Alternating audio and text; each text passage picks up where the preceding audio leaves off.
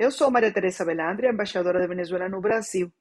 Eu agradeço a oportunidade do Instituto Montese pelo convite para participar nesse seminário sobre os 200 anos de soberania brasileira. E a oportunidade de falar sobre como é que o chavismo afetou os países vizinhos.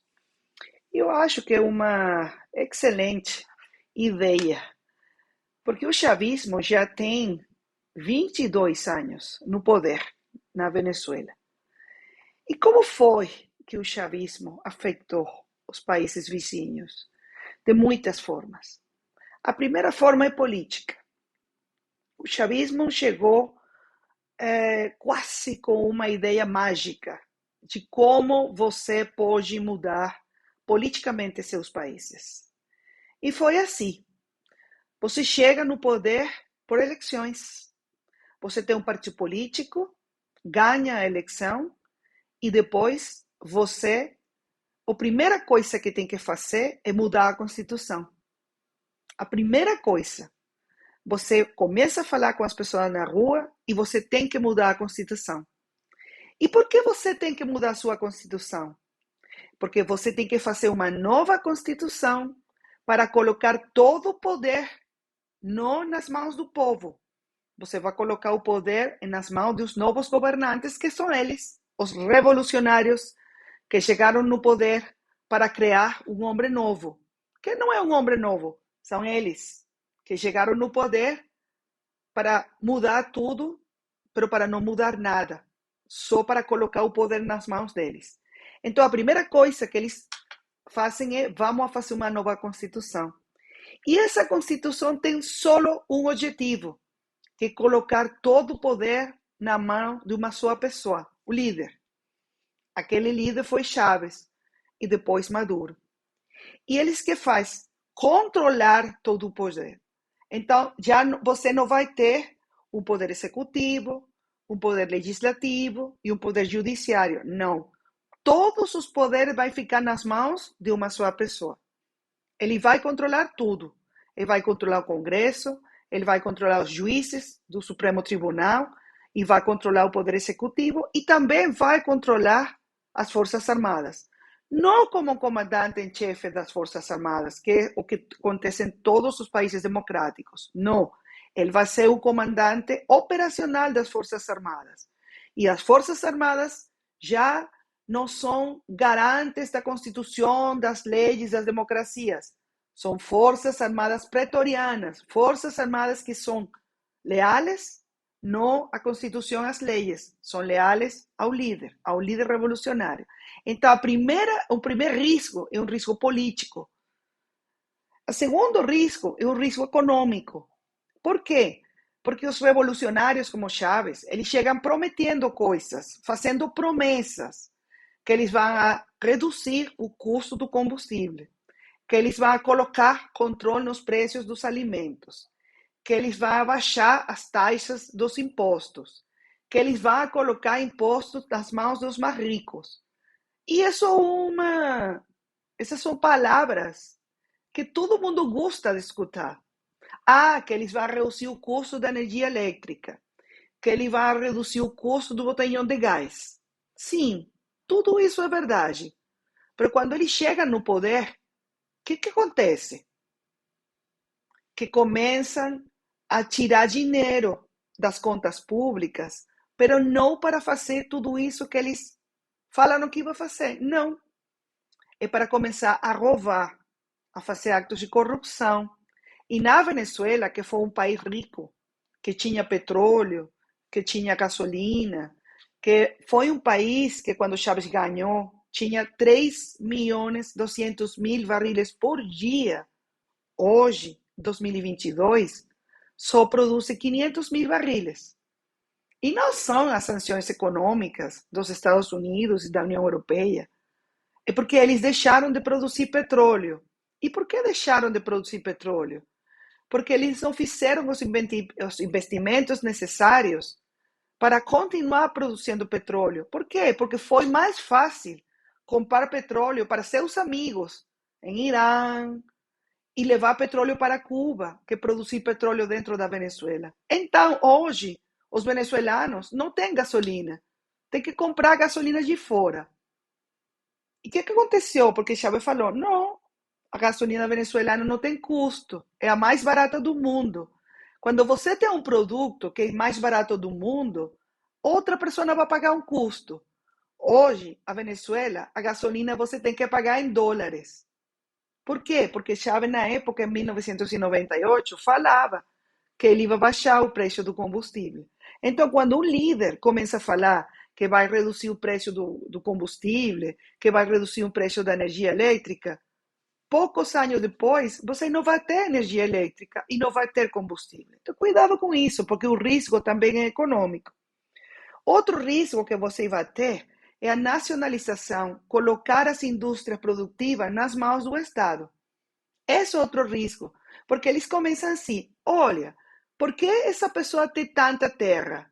Vamos dividir essa terra em outras pessoas. Vamos colocar essa terra nas mãos dos fazendeiros. Não, esse fazendeiro tem muita terra. Vamos entregar essa terra nas mãos das pessoas. Cuidado com isso, porque é um risco.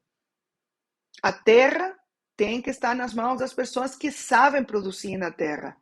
Porque se você coloca um pedaço da terra em uma pessoa que não tem capacidade para produzir, essa terra se vai perder. Assim começou na Venezuela. Todas as terras produtivas da Venezuela, de gado, de milho, de cebola, de laranja, de qualquer coisa, Chávez acabou com isso. Então, a Venezuela não tem comida, tem que importar comida de outros países, porque ele tirou das mãos dos produtores agropecuários essas terras. Então, o risco para os países vizinhos é escutar essas histórias da Venezuela e copiar esse modelo para outros países. Outro risco do chavismo para os países vizinhos é a segurança. Hoje, Venezuela é um país que não tem soberania. Por quê? Porque os grupos criminosos, as bandas criminosas, os grupos criminais, guerrilha colombiana, ELN, FARC e grupos fundamentalistas islâmicos como Hezbollah têm controle do território venezuelano. Hoje, grupos como ELN, que é guerrilha colombiana, controlam todo o tráfico de ouro e tráfico de diamantes em o estado Bolívar, que é um estado fronteiriço com Brasil. Nosso estado Amazonas, que também é um estado fronteiriço com o Brasil, está nas mãos de FARC. E eles começaram a expulsar do território aos indígenas venezuelanos. Isso tem uma explicação, porque quando chega a FARC e chega o ELN, aí os indígenas, os povos originários desses estados, tiveram que fugir. Hoje, temos em Brasil 5.000 indígenas guaraus venezuelanos que tiveram que fugir de seus povos, de suas terras, porque a guerrilha expulsou a eles de suas terras, porque aí tem ouro. Então, você tem diferentes riscos do que chavismo significa para os povos vizinhos. O principal risco do chavismo é que eles falaram de liberdade, falaram de homens novos, falaram de um socialismo do século XXI. E a realidade é que hoje a Venezuela tem 6 milhões de venezuelanos que fugiram de nosso país. Fugiram com fome, fugiram sem liberdade, fugiram porque não têm uma oportunidade de que seus filhos cresceram em um país de liberdade, de oportunidade, porque não tem para estudar, porque você não tem água, você não tem energia elétrica, você não tem medicamentos nos hospitais, e porque você não tem o mais importante que um cidadão precisa para se desenvolver, que é liberdade. Então, essa ilusão, essa mágica de criar um homem novo, um país novo, com essa ilusão do socialismo do século XXI, do revolução, é uma mentira. É uma mentira enorme que eles trataram de exportar de Venezuela para outros países. E outros países copiaram esse modelo. E foi visto na Bolívia de Evo Morales, Argentina com Cristina Fernandes, com outros países, Uruguai com Pepe Mujica, Fernando Lugo. Outros países copiaram esse modelo. Só que esses povos reaccionaram com o tempo e cambiaram esse modelo. Infelizmente, na Venezuela, o modelo cooptou as Forças Armadas. Infelizmente, nossas Forças Armadas são, nesse momento, o que suportam a ditadura de Nicolás Maduro. Uma ditadura que hoje tem 240 presos políticos nas prisões da Venezuela. Então, é um risco enorme, é um risco gigante e que atenta contra a soberania dos povos vizinhos. Essa é minha fala para vocês. A democracia é frágil. A democracia tem que se cuidar dia por dia. A democracia é um modelo político que precisa se cuidar dia por dia. E a única forma que um cidadão tem para cuidar da democracia é lutar e votar. E votar para cuidar da democracia. Muito obrigada.